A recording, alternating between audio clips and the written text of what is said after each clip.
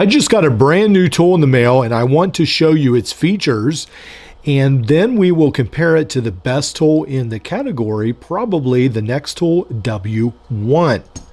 All right, this is the tool I just got in the mail. This is another adjustable wrench tool. There have been several of these in this category, and they are usually made with varying levels of success. Right here we have this jaw right here. When we open it, there is definitely a fair amount of play. Let's go ahead, see how wide it opens. It opens only up to about a 1/2 inch maximum right here. The overall length of this tool is about 3 and just under 4 inches. Let's go ahead and get some weight measurements. 133 grams. Move it over to ounces. 4.7 ounces. It is a fairly lightweight tool. Unfortunately, there is no pocket clip. You know me, I love pocket clips.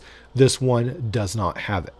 Right off the bat, I have to say I do like the finish of the tool. Even though this is just essentially black paint, doesn't look bad, but I really like this almost titanium look. Just so you know, it's not titanium. It still feels pretty heavy, but I like the look of the metal. It seems like it's brushed or something. Looks pretty cool. All right, so we have the adjustable wrench. Again, there's a fair amount of wobble right there.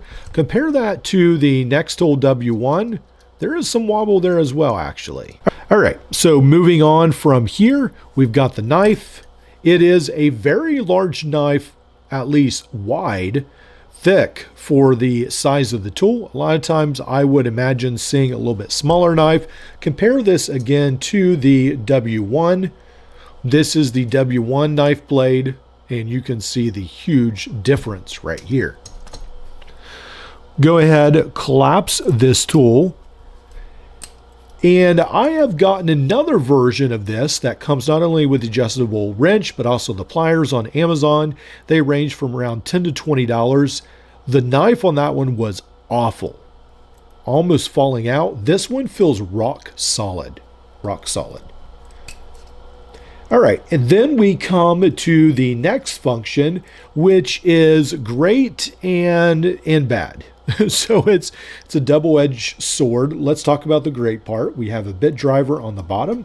I think that's a pretty good spot for it right here. We have this flat bit. We've got a little bit larger, let's see, flat bit right here as well. I don't think there's a magnet. I think it just snaps in because it has this ball detent. It doesn't snap in extremely well. Yeah, that's not the brightest feature of this tool. There we go. You have to almost smush it in there. Not a huge fan of that system. Also, I believe these are 5mm bits. Unfortunately, not a 1/4 inch, which is disappointing, and they're not 4mm, unfortunately. Just when you think there might be hope for redemption for this tool, it uses that 5mm bit. I don't know why they keep doing that, but if they keep making this and you keep buying it, you will have a huge collection of 5mm bits eventually, I suppose. There we go. That's what it uses. That is the tool set, and the redeeming feature is that this comes in around $7. Now, I think this is the best tool so far that I have in my collection that is made currently. Now, I have a ton of other adjustable wrenches. This is an antique, more of an antique one, probably made in the 70s or 80s.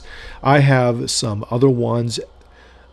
And there are even some really older ones with bone handles that I've seen online, which are really cool, but I have some CRKT ones. This one I think is the best to date. Now, why do I think the Nextool W1 is the head of its class? Well, it has the file. This one, it's better on this side, not that great on this side. Has the file, has the knife, Phillips screwdriver, then the flat screwdriver. I like that even there's the addition in here of almost like copper brass washers. If I can get into focus, you can see it a little bit there maybe. There we go. I like that on the W1. I feel like it's a solid tool. The frame feels very solid. It seems to be well thought out. It's not weird. It's just a cube, and it seems like it works. Now, the one complaint I guess I have is that this is a sideways wrench. I understand why, because you can get it a lot wider. So the other wrench we have just measured only can open to a 1/2 inch, whereas this one can open to twice that size, that's pretty fantastic. This one I have taken to work. It does seem fairly solid when I used it at work. This one comes in around $24. Let's talk about the big question. Is this worth $7? I don't know. I'm a little bit more impressed than I thought I would be.